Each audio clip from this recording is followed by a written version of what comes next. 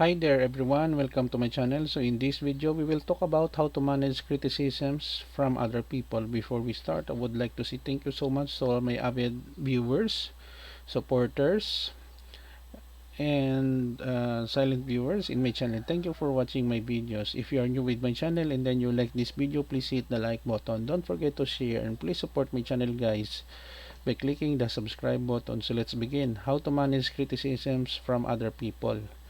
Managing criticisms from other people can be challenging, but it is an important skill for personal growth and maintaining healthy relationships. Here are some steps to help you effectively handle criticisms. Number 1. Stay calm and open-minded. When you receive criticism, try not to react defensively or emotionally. Take a deep breath and remind yourself that criticism is not a personal attack. Approach the situation with an open mind, willing to listen and learn. Number 2, listen actively. Give the person criticizing you your full attention. Listen carefully to understand their perspective. Avoid interrupting or formulating a response while they're speaking. 3.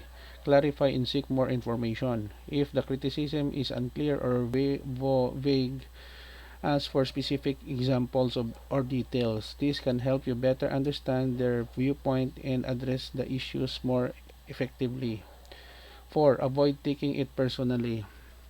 Remember that criticisms are often about specific behaviors or actions, not your entire identity. Separate your sense of self-worth from the criticism. Focus on improving rather than feeling attacked. 5. Reflect on criticism. Take some time to reflect on the criticism. Consider whether there might be any validity to it. Self-awareness is key to personal growth, and honest assessment can help you identify areas for improvement. 6. Acknowledge your mistakes. If criticism is valid, acknowledge it. Admitting mistakes shows maturity and a willingness to learn. This can also help diffuse tension and show that you're open to constructive feedback. 7. Respond calmly and respectfully. When responding, remain calm and respectful. Avoid becoming defensive or argumentative. Express your gratitude for the feedback and share your perspective if necessary in a non-confrontational manner. 8. Set boundaries. If the criticism is delivered in a disrespectful or hurtful way, it's okay to set boundaries. Politely let the person know that you are open for constructive feedback but not disrespectful communication. 9. Focus on improvement. Use criticism as an opportunity to grow and improve. Consider what steps you can take to address the issues raised. This proactive approach demonstrates your commitment to personal development. 10. Seek feedback regularly. Make it a habit actively seek feedback from trusted friends, family members, or mentors.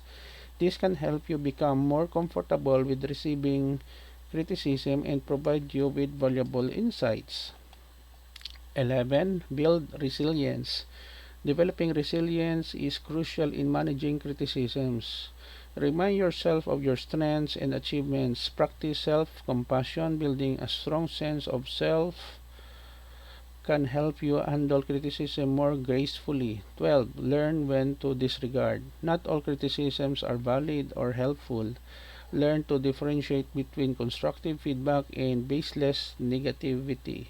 If you believe the criticism is unjustified, you can choose to let it go. Remember that handling criticism is a skill that takes time to develop. With practice, you can turn criticism into opportunities for growth and self-improvement. Okay guys, so this is the end of my report on how to manage criticisms from other people. I hope that you learned something new in this video. Thank you so much now for your support in my channel. Don't forget to like, share, and please support my channel guys if you are new by clicking the subscribe button. See you in the next video tutorial guys. This is your friend Jake saying bye bye for now.